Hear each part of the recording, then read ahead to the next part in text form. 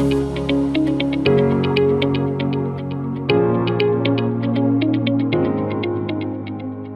वालेकुम क्लास। चलें, अब आज आप लोगों का प्रोटीन्स का टॉपिक मैं स्टार्ट कर रहा हूँ।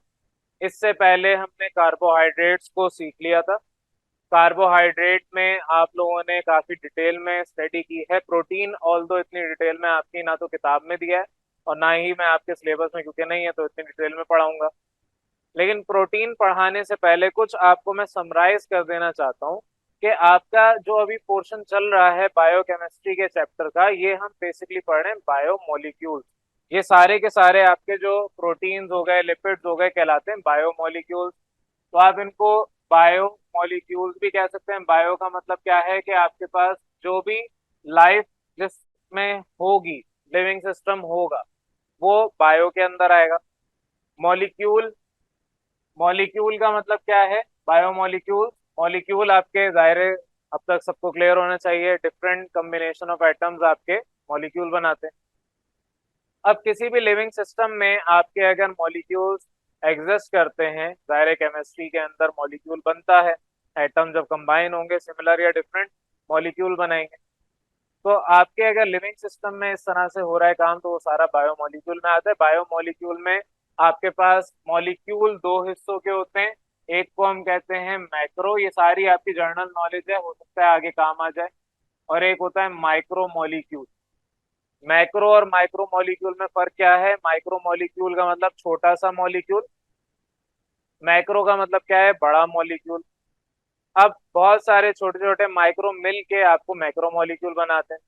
ये कॉन्सेप्ट इसलिए समझा रहा हूँ, ऑल दो मुझे कार्बोहाइड्रेट में समझा देना चाहिए था, लेकिन कार्बोहाइड्रेट इटसेल्फ इतना बड़ा टॉपिक था, तो मैंने आपके प्रोटीन के लिए इसको बचा के रखा। प्रोटीन में हम इसको सीख रहे हैं, ऑल दो अभी हम इसको और डेप्थ में भी स्टडी करने जा रहे हैं। बायोमोलिक्यूल्स, बायो जो बच्चे पढ़ रहे हैं वो वहाँ पे भी पढ़ेंगे। तो बायोमोलिक्यूल्स अभी हम पढ़ रहे हैं। बायोमोलिक्यूल्स में जो छोटे छोटे मॉलिक्यूल्स आते हैं, जैसे कि आपने कार्बोहाइड्रेट में पढ़ा मोनोसेक्राइड।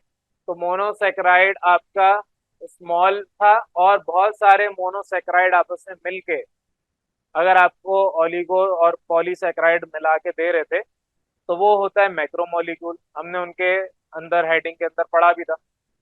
तो ये आपका माइक्रो मॉलिक्यूल है, ऑल्दो कार्बोहाइड्रेट है, कार्बोहाइड्रेट की एक क्लासिफिकेशन है मोनोसेक्राइड। लेकिन बहुत सारे मोनोसेक्राइड मिलके एक बड़ा मॉलिक्यूल बना के दे रहे हैं, जिसको हम पॉलीसेक्राइड कह रहे हैं, वो है मैक्रो के अंदर। इधर लिख देता हूँ, चलें।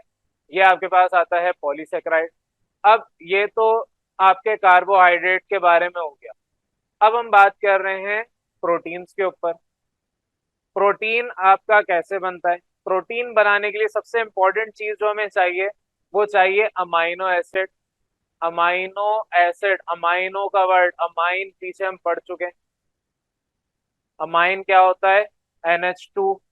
NH2 का बॉन्ड जब भी किसी के साथ होगा, उसको आप कहेंगे कि अमाइन अटैच्ड है। अमोनिया होता है NH3। अमोनिया का हम एक हाइड्रोजन निकाल लें, वो NH आपका 2, ये पॉजिटिव आयन बनता है, और इसको आप कहते हैं अमाइन रेडिकल या अमाइन ग्रुप। एसिड है, एसिड आपने पढ़ा हुआ है कि मेरे पास एसिड क्या होता है? COOH, कार्बोजाइलिक एसिड, अगर याद हो। तो किसी भी कार्बन में अगर अमाइन ग्रुप और कार्बोजाइलिक एसिड, ये दो फंक्शनल ग्रुप अटैच्ड हों, तो ऐसे सब्सटेंस को आप कहेंगे अमाइनो एसिड। अमाइनो एसिड ये जो बकिया दो हैं, एक आपके पास हाइड्रोजन आता है और दूसरा आपके पास अल्काइल रेडिकल आता है। अल्काइल रेडिकल का मतलब ये बिल्कुल नहीं है कि आपके पास मिथाइल इथाइल वगैरह होंगे। इसमें आपके पास कार्बन चेन होनी चाहिए। कार्बन चेन का मतलब क्या है? इसके नीचे आपका कार्बन होना चाहिए, लाजमी नहीं है इधर हाइड्रोजन हो, इधर आपका OH ग्रुप भी हो सकता है, इधर आपके पास और कोई फॉर एग्जाम्पल हैलाइड ग्रुप भी आ सकता है। लेकिन जर्नली अभी हम बात कर रहे हैं, जर्नली हाइड्रोजन ही होता है। तो तीनों आपके पास बॉन्ड हाइड्रोजन ही आके फुलफिल करेगा। तो हम इसको जर्नलाइज करते हैं और कहते हैं कि आपके पास यहाँ पर अल्काइल ग्रुप होना चाहिए, यानी कि आपके कार्बन एटम्स की चेन एक होनी चाहिए। अब ये तो सिंपल सा एक अमाइन, या आप ये कह सकते हैं सिंपल सा अमाइनो एसिड है। अमाइन ग्रुप का कंपाउंड बोले अमाइनो एसिड, ये सिंपल सा है। अगर इस जैसे फॉर एग्जाम्पल 2, 3, 4, 50, 100, 1000, 2000, 4000 छोटे छोटे मॉलिक्यूल्स आपस में मिल जाएं। अब ये एग्जांपल आपको इतने अच्छे से समझ नहीं आएगी, इसके लिए यूं समझे, ये फर्ज करें ये जो मिट्टी का एक छोटा सा जर्रा होता है वो है। अब मिट्टी के छोटे छोटे जर्रात आप मिला के एक बाल्टी भर लें और उसे कुछ करके आप बाइंडर वगैरह डाल के एक ब्लॉक बना लें, तो अब उस ब्लॉक से आप दीवार खड़ी कर सकते हैं। लेकिन वो एक ब्लॉक है छोटा सा। आप फॉर एग्जाम्पल 100 ब्लॉक लें, उन्हें लाइन टू लाइन खड़ा करें, बीच में ज़ाहिर है सीमेंट से आपको प्लास्टर वगैरह करना पड़ेगा, वो एक दीवार की फॉर्म खड़ी हो जाएगी। इस तरह के बहुत सारे छोटे छोटे ब्लॉक्स आप खड़े करते जाएं, स्ट्रक्चर बनाते जाएं, तो क्या बन जाएगा, एंड में एक घर बन जाएगा, एक बिल्डिंग बन जाएगी। स्टार्ट कहाँ से होता है, कोई भी बिल्डिंग स्टार्ट कहाँ से होगी, एक छोटे से ब्लॉक से। वो ब्लॉक कहाँ से स्टार्ट होगा, छोटा सा मिट्टी का जर्रा पार्टिकल उससे। तो सिमिलरली अमाइनो एसिड वो स्मॉलेस्ट मॉलिक्यूल है, और बहुत सारे अमाइनो एसिड मिलके आपको प्रोटीन बना के देंगे। प्रोटीन आपके पास मैक्रो मॉलिक्यूल है, मैक्रो का मतलब बड़ा मॉलिक्यूल है। तो यूं एग्जांपल समझे, अमाइनो एसिड वो छोटा सा ब्लॉक है जो आपकी दीवार में लगा हुआ है, और उस जैसे हजारों ब्लॉक्स मिलके एक घर बना के दे रहे हैं। वो बड़ा सा घर एक प्रोटीन है। अब मैं आपसे कहूँ कि ये ब्लॉक्स पड़े हुए, उन ब्लॉक्स के ऊपर सोना है, आप नहीं सो सकते। या उन ब्लॉक्स से आप अपनी दीवार खड़ी कर लें ऐसी, और आप उस पे अंदर रह लें, पता चलेगा रात को सो रहे थे, किसी ने टेक लगाई उन ब्लॉक्स के ऊपर, सीधा सारे ब्लॉक आप पे गिर जाएंगे। आप क्या करेंगे, उन्हें कंबाइन करेंगे। मैं अभी किताब पे बात नहीं कर रहा, मैं अभी आपको कॉन्सेप्ट दे रहा हूँ। आप छोटे छोटे ब्लॉक्स कंबाइन करके घर अपने लिए बनाएंगे। अब वो घर आपके काम का है। तो सिमिलरली छोटे छोटे मॉलिक्यूल्स, माइक्रो मॉलिक्यूल्स मिलके आपको प्रोटीन बना के देते हैं। प्रोटीन हर जानदार के अंदर मौजूद है। आपके अंदर प्रोटीन ना हो तो आपके अंदर गोश्त ही नहीं होगा। टिश्यूज जो आपके हैं, हालांकि आपके एक तो बॉडी में बोन्स हैं, बोन के अंदर भी प्रोटीन पाया जाता है। बोन्स हैं, हड्डियां, हड्डियों के बाद दूसरा मजबूत स्ट्रक्चर जिनका होता है वो प्रोटीन्स होते हैं। प्रोटीन यानी कि आपके जो टिश्यूज हैं, मसल्स हैं। तो यहाँ पर आपके अब प्रोटीन कैसे बनेगा, उसके ऊपर हम डिटेल में आज बात सीखेंगे। बहरहाल मैं ये वाला कंक्लूड कर रहा हूँ पॉइंट, बायोमोलिक्यूल वाला।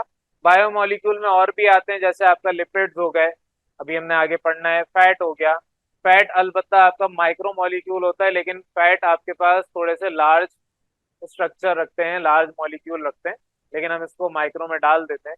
बहरहाल इतनी डेप्थ में नहीं जा रहे, क्योंकि ये अभी आपका टॉपिक का हिस्सा नहीं है। सिर्फ इतना दो के हवाले से जो हम पढ़ चुके हैं मैं वो सिखा रहा हूँ कि आपके अमाइनो एसिड से प्रोटीन बनता है।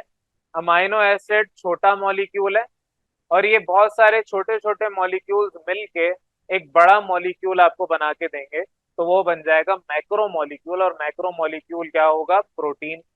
सिमिलरली कार्बोहाइड्रेट में छोटा मॉलिक्यूल था मोनोसेक्राइड, और बहुत सारे छोटे छोटे मोनोसेक्राइड मिलके आपको पॉलीसेक्राइड बड़ा मॉलिक्यूल बना के दे रहे थे। अब यहाँ पर जो अमाइनो एसिड है इसका स्ट्रक्चर भी एक दफा आखिरी डिस्कस कर रहा हूँ, फिर आपके टॉपिक पे आ रहे हैं एक्चुअल। ये जो COOH है इसका भी आपको पता होना चाहिए फंक्शनल ग्रुप। कार्बन के साथ डबल बॉन्ड ऑक्सीजन होता है, और फिर OH ग्रुप अटैच होता है। बस अभी इतना याद रखना है। फिर मैं जब अमाइनो एसिड की पॉलीमराइजेशन के ऊपर बात करूंगा तो हम इसको डेप्थ में समझेंगे। अब ये तो आपके पास टॉपिक हो गया प्रोटीन का, सिंपल सा। अब इसको और डेप्थ में समझ रहे हैं, क्योंकि ये टॉपिक आपको कंप्लीट तो हुआ नहीं है। अभी हमने सिर्फ सीखा कि क्लासिफिकेशन क्या है। प्रोटीन आपके पास ग्रीक लैंग्वेज थी गालबन, उसमें प्रोटियोस कहते हैं, जिसका मतलब होता है फर्स्ट, पहला। अब प्रोटीन में अमाइनो एसिड की तादाद बहुत ज्यादा होती है, 60 से लेके, किताब के अभी बाद में हम जाके देख लेंगे, 60 से लेके 60,000 या 6,000 अमाइनो एसिड आपके होते हैं। फिर आपके पास और दीगर इसमें क्लासिफिकेशन होती है, अभी हम उससे बात नहीं कर रहे। हम बात कर रहे हैं प्रोटीन कैसे बनता है। जिस तरीके से मैंने आपको पिछला टॉपिक सिखाया था, जिसके अंदर हम सीख रहे थे ग्लाइकोसाइडिक लिंकेज, अब उस ग्लाइकोसाइडिक लिंकेज की तरह यहाँ प्रोटीन में एक और लिंकेज होता है जिसको हम कहते हैं पेप्टाइड लिंकेज। क्या कहते हैं, पेप्टाइड लिंकेज। क्या होगा उसमें, मैंने आपसे भी कहा कि आपके पास NH2 अमाइन ग्रुप है, कार्बन है, फिर आपका ये एसिड का ग्रुप है, एसिटिक एसिड के अंदर होता है, यानी कि कार्बोक्सिलिक एसिड है। यहाँ पर आपका हाइड्रोजन होगा और यहाँ पर आपका जो भी चेन होगी कार्बन एटम की वो होगा। सिमिलरली एक और आपके पास है NH2, फिर कार्बन, इसके ऊपर हाइड्रोजन, इसके नीचे आपका अल्काइल रेडिकल या कार्बन की चेन, फिर कार्बन डबल बॉन्ड ऑक्सीजन है, कार्बोक्सिलिक ग्रुप है, और ये दो अमाइनो एसिड हमने बना लिए। वहां पर हम क्या कर रहे थे, वहां पर भी हम वाटर मॉलिक्यूल निकाल रहे थे। पीछे अगर याद हो ग्लाइकोसाइडिक लिंकेज के अंदर हम क्या कर रहे थे, वाटर मॉलिक्यूल निकाल रहे थे। इस नाइट्रोजन के पास दो हाइड्रोजन है, अगर मैं इसको ऐसे लिखना चाहूं, मेरे पास ये नाइट्रोजन है, एक हाइड्रोजन ये रहा और एक हाइड्रोजन इसका यहाँ पर है। जाहिर नाइट्रोजन के पास तीन वैलेंसी होती है। अब अगर ये OH आयन और ये हाइड्रोजन आयन निकल जाए किसी तरीके से, तो ये बाहर निकल के वाटर मॉलिक्यूल बना लेंगे। ये जब बाहर निकलेंगे ये वाला हिस्सा, तो ये मैं बाहर निकाल के यहाँ पर लिख रहा हूँ H2O, बाहर निकल गए। अब बाहर निकलने के बाद ये जो बॉन्ड है इसकी जगह खाली हो गई। सिमिलरली नाइट्रोजन के पास भी इस बॉन्ड की जगह खाली हो गई। अब अगर इन बॉन्ड को हम आपस में मिला दें, आपस में मिलाएंगे, अब इतना बड़ा बॉन्ड मैं बना तो रहा हूँ लेकिन होता नहीं है। जब आप लिखेंगे तो आपके पास, क्योंकि मेरे पास अभी जगह नहीं है तो मैं ऐसे ही वो कर रहा हूँ, आपने एरो बना के अब जो लिखूंगा वो लिखना है। ये आपस में मिला दें, ऑल दो आप इसको छोटा सा बनाएंगे, जिस तरह बाकी बॉन्ड्स बने हुए छोटे, आप इसको छोटा सा बनाएंगे। तो पहले जो लिखा था वो आपने लिखना है, एरो डाल के आपने ये प्रोडक्ट बना के लिख देना है। अब क्या हुआ यहाँ पर, जो कार्बन के पास OH आयन था, हाइड्रोक्सिल ग्रुप था वो, और नाइट्रोजन के पास जो हाइड्रोजन था वो निकला। वाटर मॉलिक्यूल जब भी किसी भी मॉलिक्यूल से निकलेगा उसे हम उस प्रोसेस को कहेंगे कंडेंसेशन प्रोसेस। कंडेंस कर रहे हैं, छोटा कर रहे हैं। जाहिर है आपके अगर मॉलिक्यूल्स में से कोई सब्सटेंस निकल गया तो इसका मतलब ऑटोमेटिकली कंडेंस हो गई वो चीज। आपके फ्रिज में कंडेंसर लगा होता है, क्या करता है, गैस को वो दबाता है, कंडेंस करता है। तो ये कंडेंसेशन प्रोसेस कौन सा होता है, जिसके अंदर वाटर मॉलिक्यूल एलिमिनेट हो जाए। हाइड्रोलिसिस कौन सा होता है, जिसमें वाटर मॉलिक्यूल ऐड हो जाए। तो condensation is opposite to hydrolysis या हाइड्रोलिसिस अपोजिट टू कंडेंसेशन, ये याद रखना है। हमने क्या किया, कंडेंसेशन प्रोसेस करते हुए आपके वाटर मॉलिक्यूल को बाहर निकाल लिया। अब जब वाटर मॉलिक्यूल बाहर निकल गया तो ये तो मैंने दो अमाइनो एसिड जोड़े, आप एक और अमाइनो एसिड जोड़ सकते हैं। कैसे, अगेन यहाँ पर थोड़ा सा मैं कंजेस्टेड बनाऊंगा। ये आपके पास NH2 बॉन्ड C, यहाँ पर हाइड्रोजन, इधर अल्काइल ग्रुप या आपके चेन ऑफ हाइड्रोकार्बन, इधर OH था। इस नाइट्रोजन का एक हाइड्रोजन निकालें और इसका OH निकालें, तो आपके ये जो नाइट्रोजन है इसके पास हाइड्रोजन एक रह गया और कार्बन और नाइट्रोजन अगेन लिंक हो गए। अब तीन अमाइनो एसिड आपस में लिंक हो गए। जब दो अमाइनो एसिड आपस में लिंक होते हैं इसको हम क्या कहेंगे, डाइपेप्टाइड। मोनो वन कहते हैं, डाई टू कहते हैं, तीन जैसे यहाँ पर अभी लिंक कर दिए तो इसको कहेंगे ट्राइपेप्टाइड। ये जो आपका बॉन्ड है इसको कहा जाता है पेप्टाइड लिंकेज या पेप्टाइड बॉन्ड। ये याद रखने वाली चीजें सारी। अब कॉन्सेप्ट साथ साथ क्लियर कर रहा हूँ, लेकिन कॉन्सेप्ट देने के अलावा नाम तो आपने खुद याद कर रहे हैं ना उनके। तो यहाँ पर आपके जितने भी मॉलिक्यूल्स होंगे अमाइनो एसिड के, अगर आप जितने इस तरह से लिंक करते जाएं, ये चेन ऑफ अमाइनो एसिड्स बन जाएंगे। Chain of molecules of amino acid is called protein. जब आपके बहुत सारे इस तरह के अमाइनो एसिड लिंक हो जाएंगे with the help of peptide linkage, तो उस मैक्रो मॉलिक्यूल को आप कहेंगे कि ये प्रोटीन बन गया है। अब प्रोटीन भी बहुत सारे अलग अलग किस्म के, अमाइनो एसिड भी बहुत सारे अलग अलग किस्म के। फॉर एग्जांपल आर का मतलब कुछ भी हो सकता है, आर का मतलब CH3 भी हो सकता है। यहाँ पर जो आर है इसका मतलब C3H7 भी हो सकता है। उस वाले आर में हो सकता है C10 हो, ठीक है, 10 कार्बन भी हो सकते हैं। 10 कार्बन के लिहाज से आपके पास 21 हाइड्रोजन हो। अब फॉर्मूला आपके दिमाग में चलना चाहिए, CnH2n+1 होता है, आर का फॉर्मूला यहाँ लिख रहा हूँ। आर कैसे निकालेंगे, CnH2n+2 होता था अल्केन में, तो एक हाइड्रोजन निकालते थे तो आपका अल्काइल रेडिकल बनता था। तो आप जब 10 पुट करेंगे तो आपके पास C10H21, यहाँ पर इस R की जगह ये भी हो सकता है C10H21। तो डिफरेंट डिफरेंट अल्काइल ग्रुप यहाँ पर अटैच हो सकता है, डिफरेंट नंबर ऑफ कार्बन आपके पास इन अ चेन आ सकते हैं इधर। तो आप जब डिफरेंट होंगे तो जाहिर है आपके पास मुख्तलिफ इकसाम के प्रोटीन, मुख्तलिफ इकसाम के अमाइनो एसिड्स बन रहे होंगे। ये पूरा टॉपिक मैंने आपको समराइज करके पढ़ा दिया। अब मैं आपकी किताब पे आ रहा हूँ, लेकिन पहले अगर यहाँ तक कंफ्यूजन है तो बताएं, अदरवाइज तो जल्दी से नोट करें। चलें, अब फिर यहाँ तक अगर क्लियर है तो मैं आपको आगे अब किताब पे ला रहा हूँ। किताब पे आ जाएं या अपने नोट्स को देख लें। आपको मैं वर्ड बता चुका हूँ प्रोटीन कहाँ से निकला है। ग्रीक आपका वर्ड है प्रोटियोज, जिसका मतलब होता है फर्स्ट। अब प्रोटीन आपके क्या है, मैक्रोमोलिक्यूल्स हैं, ये पॉलीमर है। मैक्रोमोलिक्यूल्स आप किसको कहते हैं मैं पूरा डिटेल में बता चुका हूँ। तो मैक्रोमोलिक्यूल है, ये आपके सिंपल यूनिट्स से मिलके बनता है। सिंपल यूनिट्स कौन से, माइक्रोमोलिक्यूल्स। माइक्रोमोलिक्यूल्स को हम कहते हैं मोनोमर्स। ये चीजें याद रखनी है अगेन। मोनोमर क्या है, छोटे साइज के मॉलिक्यूल।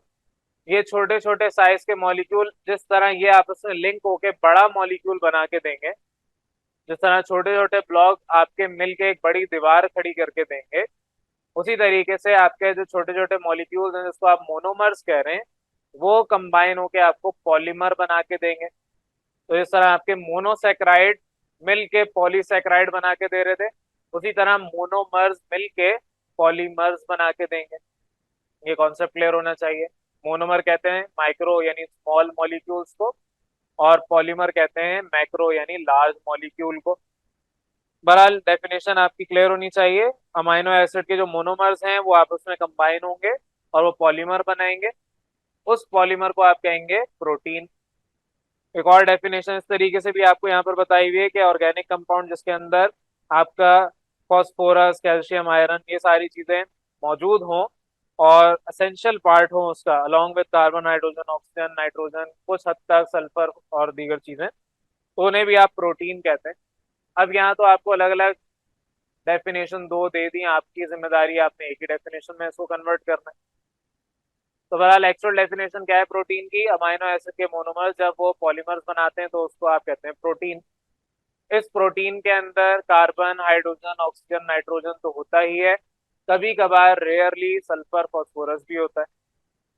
ये सारी चीजें आपकी डेफिनेशन की हो गई। एक्सप्लेनेशन, ये सारा कुछ जो मैं अभी आपको इतनी देर से समझा रहा था वही सब यहाँ पर दोबारा लिखा हुआ है। एक्सप्लेनेशन पे आ जाते हैं। प्रोटीन आपके पास हाईली कॉम्प्लिकेटेड नाइट्रोजीनस कंपाउंड्स हैं। हाईली कॉम्प्लिकेटेड नाइट्रोजीनस, नाइट्रोजीनस मतलब नाइट्रोजन मौजूद होगा, कॉम्प्लिकेटेड का मतलब मुश्किल होगा, और जाहिर है हाईली कॉम्प्लिकेटेड का मतलब बेहद मुश्किल होगा। अब यहाँ पर इंग्लिश टू उर्दू डिक्शनरी तो मैंने नहीं खोली हुई कि आपको पूरा ट्रांसलेट करूँ, आपने खुद करना है।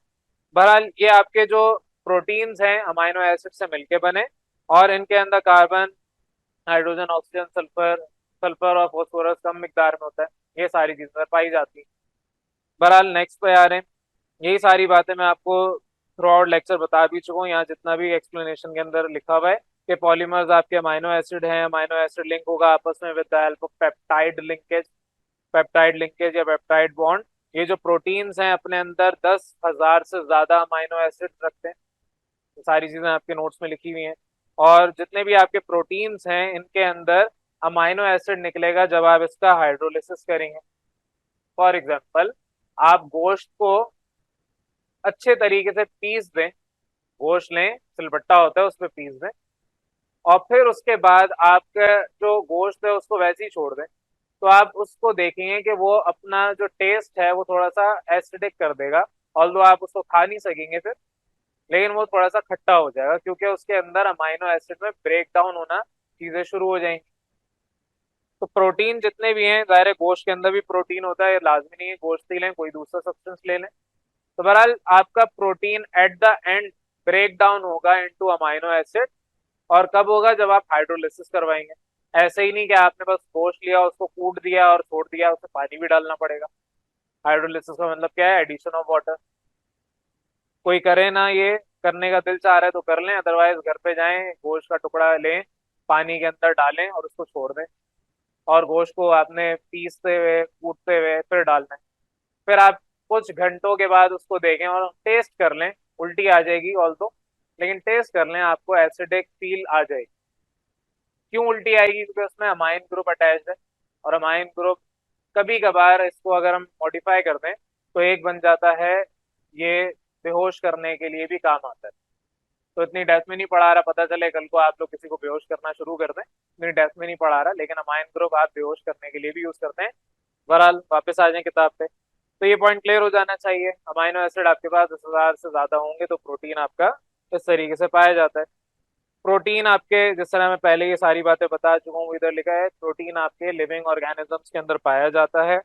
और जो आपके जितने भी they are made up of bulk, यहाँ लिखा हुआ है they made up bulk of the non bony structure, जो आपको पीछे पढ़ा दिया वही सब यहाँ पर है। आपके जो मसल्स हैं वो क्या है, उसके अंदर हड्डी थोड़ी है, लेकिन वो जो स्ट्रक्चर आपके मसल्स का है वो अच्छा खासा मजबूत है। अगर लेट सपोज आपके हाथ पे कोई 5 किलो की चीज गिर जाए या 10 किलो की चीज गिर जाए, तो आपके जो टिश्यूज हैं, आपके मसल्स हैं, वो डैमेज होते हैं, ना कि फौरन आपकी हड्डी डैमेज हो। तो ये आपके बल्क जो मसल जितने भी हैं ये नॉन बोनी स्ट्रक्चर होते हैं, और एनिमल बॉडीज के अंदर पाए जाते हैं, ऑब्वियसली प्लांट्स के अंदर तो नहीं होते। नेक्स्ट पे आ रहे हैं, ये आपके मजीद बताया हुआ है major components of all cell and tissues of animals हैं। ये सारी बातें आप खुद भी पढ़ सकते हैं। About 50% dry weight of a cell is made up of protein. यानी अगर कोई सेल लें, सेल तो पता होना चाहिए ना, वो वाला बैटरी वाला सेल नहीं कह रहा जो रिमोट में डालते हैं। सेल का मतलब एनिमल सेल, प्लांट सेल। अगर कोई आप सेल लेते हैं लिविंग ऑर्गेनिज्म का, उसको आप ड्राई कर लें, उसमें सारा लिक्विड निकाल दें, तो उसका जो 50% वेट है दैट इज ऑफ प्रोटीन। इसका मतलब ये, तो जाहिर है आपके मसल्स में स्किन, हेयर, नेल और भी दीगर फेदर, वुल वगैरह इसमें पाया जाता है।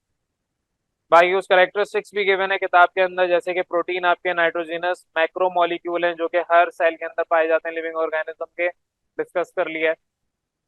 सेकंड कैरेक्टरिस्टिक बताई हुई है इनका सेंट्रल पोजीशन इन आर्किटेक्चर, और जो फंक्शनिंग है लिविंग मैटर की, वहां पर सेंट्रल पोजीशन इनकी रखी जाती है। यानी कि सेंट्रल पोजीशन का मतलब आपके घर में जो सेंटर ऑफ अटेंशन है वो आपके पेरेंट्स हैं। तो आप जो भी डिसीजन लेंगे अपने पेरेंट्स को दिमाग में रखते हुए लेंगे।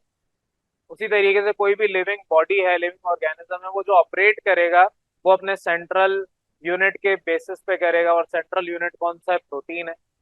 अगर हमारे अंदर प्रोटीन ना हो तो हम खड़े भी ना हो सकें, सिर्फ हमारी हड्डियां थोड़ी हमें खड़ा करेंगी। वरना तो जो आपके जितने भी ढांचे पड़े हुए हैं आपके म्यूजियम्स के अंदर और हॉस्पिटल्स के अंदर, वो चलना शुरू कर दें। ढांचा जो होता है, स्केलेटन जो होता है, वो चल नहीं सकता, लेकिन उस पे जब आपका गोश्त, जैसे कि सब इंसानों में गोश्त है, सब जानवरों में गोश्त है, वही स्केलेटन आपको चलने में मदद कर रहा है। तो ये आपके प्रोटीन सेंट्रल यूनिट है, यही आपकी कैरेक्टरिस्टिक यहाँ पे भी लिखी है कि सेंट्रल पोजीशन है इन architecture and the functioning of living matter. Next point पे आ जाएं, ये आपके कार्बन, हाइड्रोजन, नाइट्रोजन, ये सारी बातें कर चुका हूँ। कुछ हद तक सल्फर और फॉस्फोरस भी में पाया जाता है। ये बेसिक बेसिक चीजें। अब अमाइनो एसिड के ऊपर बात करें, अमाइनो एसिड ऑल तो मैंने वो भी बता दिया। अमाइनो एसिड क्या है? Amino acid simple amino acid, amino, amine यहाँ पर रिप्रेजेंट कर रहा है एसिड, कार्बोजाइलिक एसिड को रिप्रेजेंट कर रहा है। तो किसी भी अमाइनो एसिड में दो फंक्शनल ग्रुप होंगे जिसको हम बाय फंक्शनल कहते हैं। बाय का मतलब टू होता है। दो फंक्शनल ग्रुप पाए जाते हैं, एक अमाइन और दूसरा कार्बोजाइल या कार्बोजाइलिक एसिड।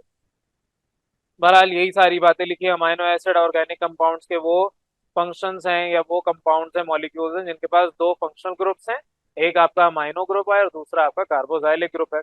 ये सारी बातें जो यहाँ लिखी है मैं सिर्फ आपको ट्रांसलेट करके बता रहा हूँ।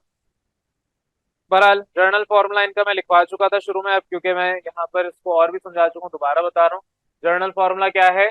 अमाइन होगा, साथ में कार्बन होगा, उसके पास एक हाइड्रोजन होगा, एक आपके चेन ऑफ हाइड्रोकार्बन, और दूसरी तरफ आपके पास COOH कार्बोजाइलिक ग्रुप होगा। ये सिंपल सा आपके पास स्ट्रक्चर है, ये जर्नल फॉर्मूला कह लें तो। अमाइन ग्रुप यहाँ अटैच है, कार्बोजाइलिक एसिड, कार्बोजाइलिक ग्रुप यहाँ पर है, चेन ऑफ हाइड्रोकार्बन इधर है, और एक वैलेंसी बेचारे हाइड्रोजन ने ली हुई है चार में। तो ये आपका जर्नल फॉर्मूला है अमाइनो एसिड का। सारे के सारे अमाइनो एसिड ऐसे ही होंगे, सिर्फ और सिर्फ आर यानी कि ये जो अल्काइल रेडिकल है ये डिसाइड करेगा कि अमाइनो एसिड की कैटेगरी कौन सी है। सारे के सारे बच्चे क्लास में एक जैसे हैं, सब ऑलमोस्ट एक ही वक्त में यहाँ पर दाखिला हुआ था सबका। सिर्फ और सिर्फ आप में क्या डिफ्रेंशिएट हो रहा है बाकियों में, कि जो बच्चा ज्यादा एफर्ट लगा रहा है पढ़ाई में वो सामने आ रहा है, जो एफर्ट नहीं लगा रहा है सामने तो वो भी आ रहा है लेकिन वो क्लास में रैंक नीचे रख रहा है। डिफ्रेंसिएशन कहाँ आ गया? परसेंटेजेस में, आपकी मेहनत में। उसी तरीके से इनमें डिफ्रेंसिएशन कहाँ पर आएगा?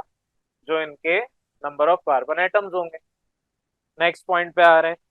एक्सप्लेनेशन यहाँ पर आपको वही बताई हुई, अमाइनो एसिड आपके बिल्डिंग ब्लॉक ऑफ प्रोटीन है, वही सारी बातें, बायफंक्शनल है, बेसिक अमाइनो ग्रुप है, कार्बोजाइलिक ग्रुप है, ये सारी चीजें मैं आपको बता चुका हूँ। मजीद जो इंपॉर्टेंट पॉइंट्स हैं जो मैंने ड्यूरिंग लेक्चर भी बताए होंगे, अप टू 20 अमाइनो एसिड्स हमारे नेचर में पाए जाते हैं। ये मैंने गालिबन नहीं बताया, मैं पॉइंट दोबारा रिपीट कर रहा हूँ। टोटल इस वक्त 20 अमाइनो एसिड हैं, किताब में बाद में आएंगे। 20 अमाइनो एसिड में से 10 ऐसे अमाइनो एसिड हैं जो हमारी बॉडी जनरेट करती है। बकिया 10 ऐसे हैं जो बॉडी जनरेट नहीं करती, हमें बाहर फूड के तौर पे लेने पड़ते हैं। बाहर से हम कैसे लेंगे? बाहर से हम खाना खाएंगे, जाहिर है खाना हमारे अंदर तो नहीं उगता, हमें बाहर से खाना पड़ता है, फिर वो हमारे स्टमक में जाएगा, डाइजेस्टिव सिस्टम है पूरा, वो सब कुछ करेगा और जो हमें चीजें चाहिए खाने के थ्रू मिल जाएंगी। 10 जो हमारी बॉडी के अंदर जनरेट होते हैं उन्हें हम, क्योंकि वो हमारी बॉडी के अंदर जनरेट हो रहे हैं, उनकी हमें जरूरत नहीं है, वो हमारे अंदर खुद ही जनरेट हो रहे हैं। फॉर एग्जाम्पल, अगर आपको पानी पीना है तो पानी पीने के लिए आपको जाहिर है पानी अपना कहीं से भर के लाना पड़ेगा, जरूरत की चीज है। जरूरत की चीज को हम क्या कहते हैं? Essential for life. तो हमारी जिंदगी के लिए असेंशियल जो चीजें हैं वो हमें बाहर से लेनी पड़ती हैं, और जो खुद हमारे अंदर जनरेट हो रही है। फॉर एग्जाम्पल, हमारे अंदर हमारे बाल खुद जनरेट हो रहे हैं। अब जिनके नहीं हो रहे वो एक्सेप्शनल केस है, मैं उनकी बात नहीं कर रहा। बाल हमारे अंदर जनरेट हो रहे हैं, खून हमारे अंदर जनरेट हो रहा है, ये एसेंशियल हमारे लिए नहीं है। सिमिलरली जो अमाइनो एसिड्स हमारी बॉडी में जनरेट होंगे उन्हें कहते हैं नॉन एसेंशियल अमाइनो एसिड्स, क्योंकि ये हमारी बॉडी में जनरेट हो रहे हैं, हमें जरूरत ही नहीं है इनकी। जो जनरेट नहीं हो रहे, जो हमें बाहर से इंटेक करने पड़ रहे हैं, जैसे पानी हमें बाहर से इंटेक करना पड़ रहा है। अगर फॉर एग्जाम्पल पाइपलाइन नहीं बिछी होती और हम जंगलात में रह रहे होते तो हम दरिया के किनारे जाके पानी भर के फिर लाते, गर्म करते, बॉईल करते, फिल्टर करते, ये सारी चीजें हमें करनी पड़ती क्योंकि हमें जिंदा रहने के लिए जाहिर है अहम चीज, अहम किरदार अदा करता है। तो जो चीज अहमियत रखती है उसे हम कहते हैं असेंशियल। तो असेंशियल अमाइनो एसिड 10 हैं 20 में से जो हमारी बॉडी जनरेट नहीं करती, वो आपको चाहिए। यही बातें यहाँ पर लिखी हैं, तो मैं ये पूरा पैराग्राफ आपके लिए छोड़ रहा हूँ। जो बॉडी हमारे अंदर सिंथेसाइज करती है उसको हम कहते हैं नॉन असेंशियल अमाइनो एसिड, और जो बकिया 10 हमारी बॉडी नहीं सिंथेसाइज कर सकती, हमें चाहिए बाहर से, ज़ाहिर खाने के थ्रू मिलेंगे, तो उसे कहते हैं हम असेंशियल अमाइनो एसिड्स। ये सारी बातें यहाँ पर लिखी हैं, आपकी जिम्मेदारी है इनको आपने पढ़ना है। मैं नेक्स्ट पॉइंट पे आ रहा हूँ, प्रोटीन कैसे बनता है फ्रॉम अमाइनो एसिड। ये पॉइंट पूरा मैंने आपको शुरू में समझा दिया। प्रोटीन कैसे बनता है हमारे अंदर, ये पॉइंट क्लियर होना चाहिए। जब भी आपका अमाइनो एसिड कंडेंसेशन प्रोसेस करेगा, कंडेंसेशन प्रोसेस का मतलब क्या है? Removal of water. तो जब भी अमाइनो एसिड कंडेंसेशन प्रोसेस करेगा तो कंडेंसेशन प्रोसेस में जो लिंकेज होगा, बॉन्ड बनेगा, that will be peptide linkage या पेप्टाइड बॉन्ड। उस पेप्टाइड बॉन्ड या लिंकेज की वजह से प्रोटीन बनता है। यही सारी बातें जो इतनी डिटेल में मैंने आपको यहाँ पर बताई, वही सब यहाँ पर आपके किताब में लिखा हुआ है। तो जाहिर है जो चीज़ मैं आपको प्रॉपर समझा चुका हूँ वो अब आप खुद पढ़ेंगे, और साथ ही साथ आपके किताब में यहाँ पर बाकी चीज़ें भी दी हुई हैं, सारी चीज़ें बताई हैं जो मैंने आपको बोर्ड पे लिख के दिया, वही सब आपकी किताब में नोट्स में मौजूद है। जो पॉइंट यहाँ पर इजाफी लिखे हुए हैं वो मैं आपसे डिस्कस कर रहा हूँ, जैसे कि प्रोटीन आपके अंदर 60 से 60,000 अमाइनो एसिड रखता है। प्रोटीन के अंदर इस तरह के 60 से लेके 6,000 तक अमाइनो एसिड्स पाए जाते हैं, अमाइनो एसिड्स के मॉलिक्यूल्स। और अगर कोई प्रोटीन है जिसके अंदर 2 अमाइनो एसिड हैं उसे हम कहते हैं डाइपेप्टाइड, ये मैं बता चुका हूँ। 3 होंगे तो ट्राइपेप्टाइड, 4 होंगे तो टेट्रा, 5 होंगे तो पेंटा, इस तरीके से करते जाए। तो यहाँ पर हमने बोर्ड पे पहले डाइपेप्टाइड बनाया, फिर बाद में मैंने इजाफी करके एक और आपको ट्राइपेप्टाइड प्रोटीन बना के दिखा दिया। तो ये सिंपल सा आपके पास है। और generally molecular weight of protein range करता है 43,000 से लेके 50 मिलियन तक। 50 मिलियन AMU। AMU की जगह एक और यूनिट यहाँ पर यूज की गई है, डाल्टन। तो डाल्टन आपकी, एक डाल्टन बराबर है 1 AMU के, सब किताब में लिखा हुआ भी है, यहाँ पर लिखने का कोई फायदा नहीं है। बहरहाल 43,000, कोई भी आप फॉर एग्जांपल मॉलिक्यूल अपना पिछला याद कर लें, मेरा नहीं ख्याल किसी का मॉलिक्यूलर मास आपने इन AMU, इन AMU आपने इतना ज्यादा कोई निकाला है। नेक्स्ट आपसे कहा है 43,000 से 50 मिलियन, तो 50 मिलियन 5 करोड़ होते हैं। ये आपके पास इन डाल्टन यानी के एटॉमिक मास यूनिट। तो आपका प्रोटीन इतना ज्यादा मॉलिक्यूलर वेट रखता है, तो डिपेंड कर रहा है। बहरहाल वापस आ जाएं तो वेट ऑफ प्रोटीन आपको बता दिया कि इस रेंज में पाया जाता है। पेप्टाइड बॉन्ड मैंने आपको बता दिया, पेप्टाइड बॉन्ड क्या होता है, कैसे बनता है, वो सारी चीजें यहाँ किताब में लिखी हुई भी हैं। ये सारा का सारा काम क्योंकि मैं आपको पढ़ा चुका हूँ तो जाहिर है मैं दोबारा तो रिपीट नहीं कर रहा। ये सिंपल सा आपका पोर्शन था प्रोटीन्स का जिसमें हमने आज सीखा। मैं इसको थोड़ा समराइज कर रहा हूँ, फिर नेक्स्ट क्लास में देखूंगा या भी वक्त मिलता तभी पढ़ा दूंगा। आपके यहाँ पर प्रोटीन कैसे बन रहा है, बायोमोलिक्यूल है प्रोटीन, इतना पता होना चाहिए। मैक्रो और माइक्रो मॉलिक्यूल्स में डिफरेंस पता होना चाहिए। जो अमाइनो एसिड्स हैं ये माइक्रो छोटे मॉलिक्यूल हैं, ब्लॉक जिस तरह बिल्डिंग का होता है, छोटे छोटे ब्लॉक्स मिलके एक बड़ी बिल्डिंग खड़ी करते हैं, उसी तरह छोटे छोटे अमाइनो एसिड मिलके एक बड़ा प्रोटीन मॉलिक्यूल बना के देते हैं।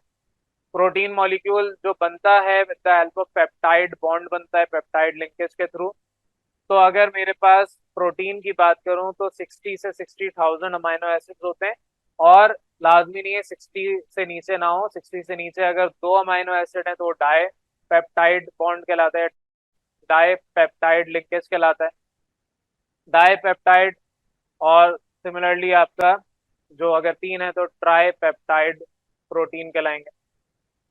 ये आपके अगर पेप्टाइड लिंकेज की बात करूं तो इसमें वाटर रिमूव हो रहा होता है।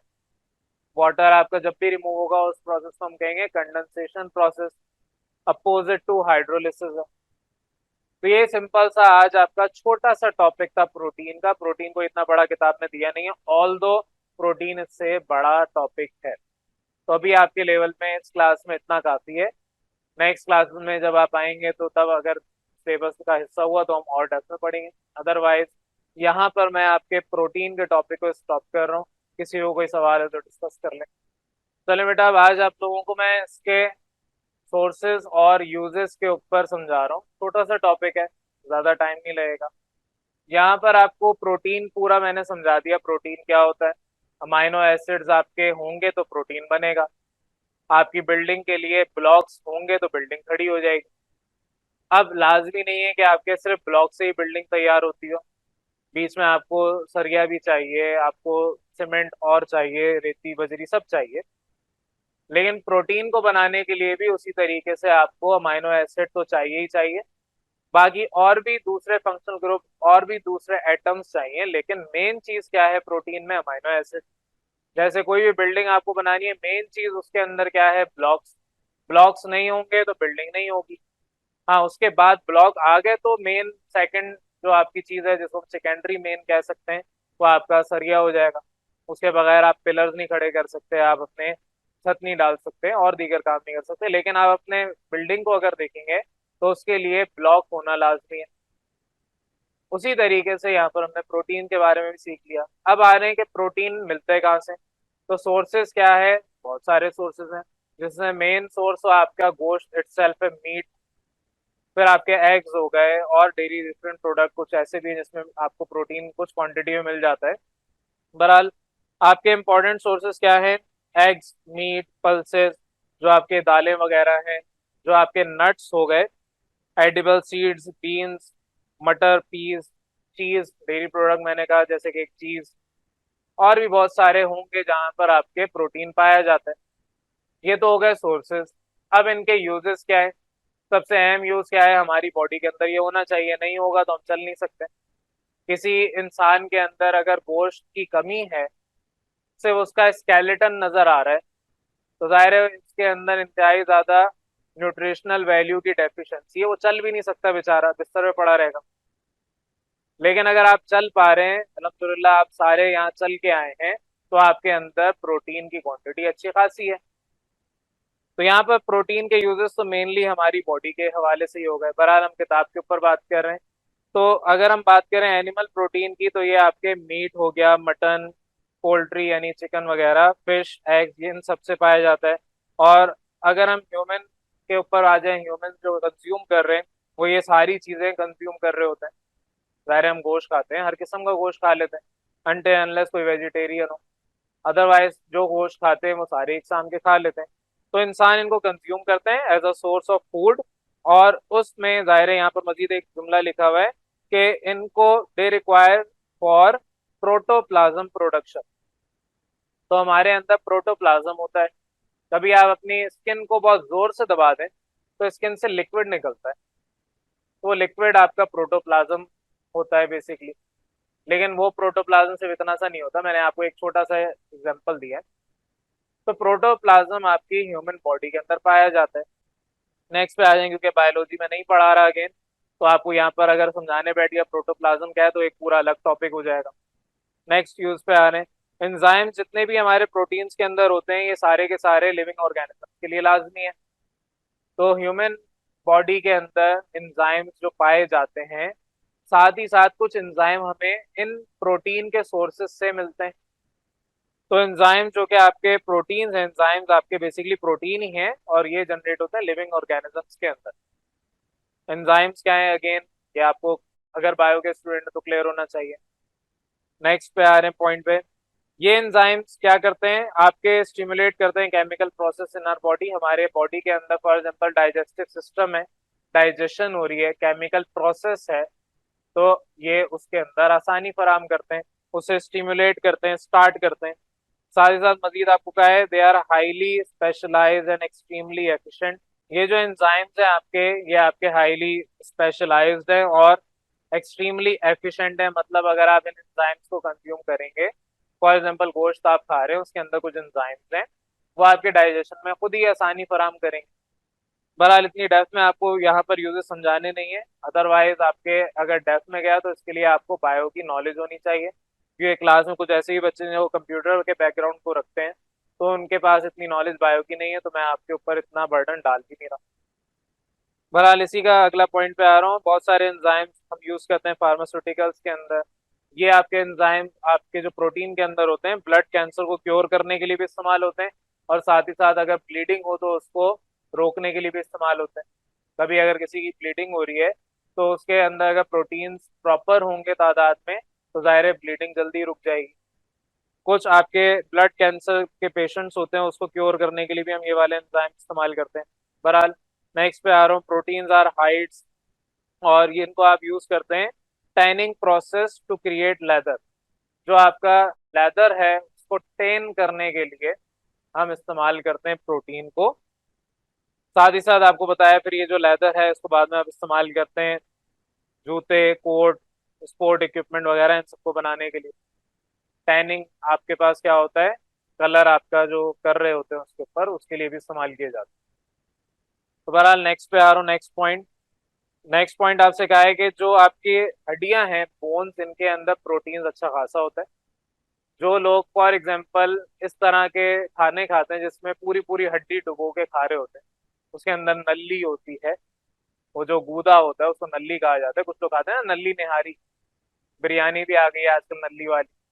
तो उसके अंदर प्रोटीन की क्वांटिटी अच्छी खासी होती है। तो ये जो प्रोटीन की क्वांटिटी है ये अच्छी खासी होने का मतलब क्या है कि उसके जितनी भी हड्डियां हैं के अंदर प्रोटीन पाया जाता है। तो जितनी भी बोन्स हैं they are rich in proteins, और जब हम इनको कुक करते हैं तो इसके अंदर जेलेटिन प्रोड्यूस होता है, जिसको हम नल्ली का वर्ड उर्दू में दे देते हैं, और उसके हम जाके बिरयानी या निहारी खा रहे होते हैं। बहरहाल साथ ही साथ मजीद आपको बताया है बेकरी आइटम्स जितने भी हैं उन्हें भी बनाने के लिए आपको जेलेटिन चाहिए। जो छोटे बच्चे जेलीज खाते हैं, जाहिर है वो जेलेटिन से बनती है। वो जेलेटिन कहाँ से आता है, इधर से ही तो आता है। जो आपके 5-5, 10-10 रुपए की बाजार में छोटे बच्चों की जेलीज बनती हैं, वो किससे बनती है, जेलेटिन से बनती है। जेलेटिन कहाँ से आएगा, यहीं से तो आएगा। नेक्स्ट पे आ जाएं। ये सारे यूजेस हैं जो कि आपने नॉर्मली देखे हुए भी हैं, नहीं देखे तो आपने अपनी पूरी जिंदगी बर्बाद कर दी अब तक। बहरहाल लास्ट पॉइंट है, इसके बाद फिर आपका प्रोटीन का टॉपिक कंप्लीट हो जाता है। लास्ट पॉइंट आपका क्या है? प्लांट्स, जैसे कि जिनमें से दालें निकलती है, बीन्स आते हैं, जो चने होते हैं, वो सारी चीजें जिसको आप लेग्यूम्स कहते हैं समराइज करके, ये सारे के सारे प्लांट्स हैं जिनके पास प्रोटीन पाया जाता है। ये अपने अंदर प्रोटीन मैन्युफैक्चर करते हैं। जो लोग फॉर एग्जांपल गोश्त नहीं खा सकते उनको कहा जाता है आप दालों पे आ जाएं। क्यों? क्योंकि आपके दोनों के अंदर, गोश्त की बात करूं या दालों की बात करूं, दोनों के अंदर प्रोटीन्स पाया जाता है। बहरहाल ये आपके ज़ाहिर, इनको हम सोर्स ऑफ फूड के तौर पे ये सारे इस्तेमाल करते हैं। आपकी किताब में या डायग्राम में बहुत सारे खानों के तस्वीरें बना के दी हैं, सोर्सेज ऑफ प्रोटीन। अब बैठ के आपने इसकी बिरयानी नहीं बनानी है, आपने बैठ के इसको सिर्फ देखना है, और फिर आपका जो प्रोटीन का टॉपिक है यहाँ पर एंड हो जाता है। छोटा सा टॉपिक था, सोर्सेज या यूजेस का कोई अलग से टॉपिक नहीं है, प्रोटीन का ही हिस्सा है।